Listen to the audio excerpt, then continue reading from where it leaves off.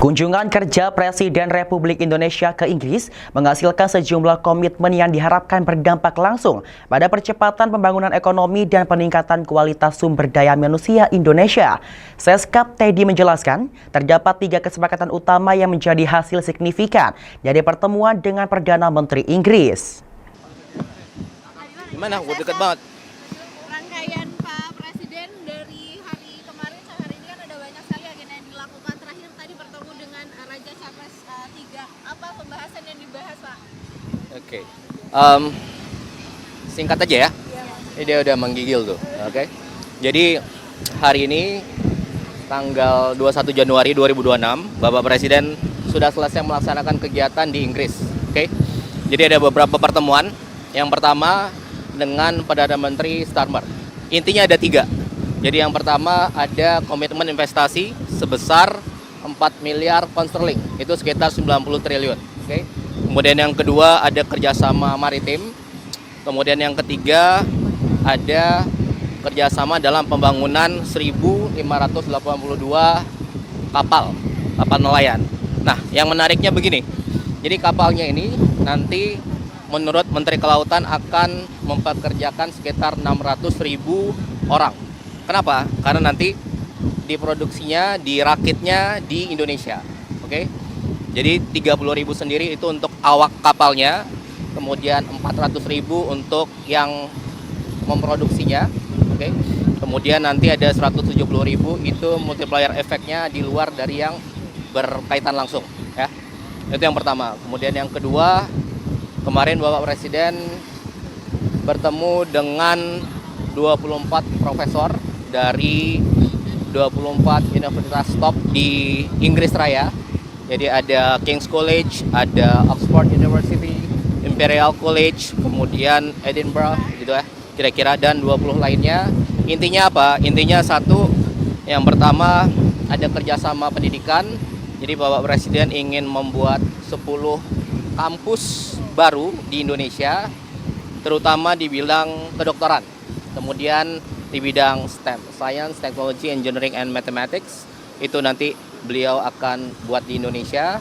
Harapannya dengan profesor-profesor kemarin dari top university di Inggris akan bisa kerjasama. Ada yang penambahan mahasiswa yang kuliah di sini. Kemudian juga ada pembuatan kampus baru, kampus dari mereka di Indonesia. Kita sudah punya di Singosari, itu yang pertama. Kemudian yang kedua juga nanti pertukaran dosen, kira-kira begitu. Jadi ada dari profesor mereka yang nanti akan bekerja akan mengajar di universitas kita itu. Kemudian yang ketiga tentunya dengan bertemu kemarin ada Menteri Pendidikan UK juga, kemudian ada dari Russell Group, top-top university itu, harapannya ranking universitas di Indonesia bisa naik di level dunia. Oke. Kemudian yang ketiga selanjutnya, di antara kegiatan kemarin Bapak Presiden melaksanakan rapat koordinasi dengan tim Satgas PKH di Jakarta. PKH penertiban kawasan hutan yang beliau bentuk 2 bulan setelah dilantik, Januari 2025. Oke. Apa tujuannya kemarin? Jadi setelah rapat itu menerima laporan dari Satgas, Bapak Presiden memutuskan untuk mencabut izin perusahaan yang telah terbukti melanggar. Jadi ada 22 perusahaan terkait hutan, kemudian ada 6 terkait tambang yang merusak alam, gitu ya. Itu kira-kira itu. Oh, satu lagi tadi Bapak Presiden bertemu dengan Raja Charles III.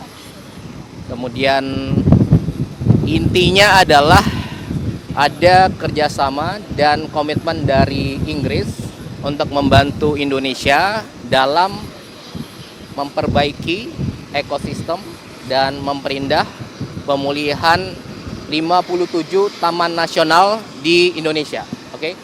Kemudian yang sudah berlangsung sekarang itu ada Taman Nasional di Waikambas terkait gajah.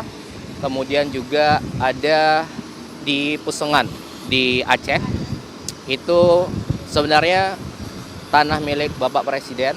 Kemudian beberapa tahun lalu beliau berikan ke negara untuk dikelola oleh WWF untuk konservasi gajah. Kira-kira gitu. Lahannya sendiri berapa sih Mas yang diserahkan Presiden?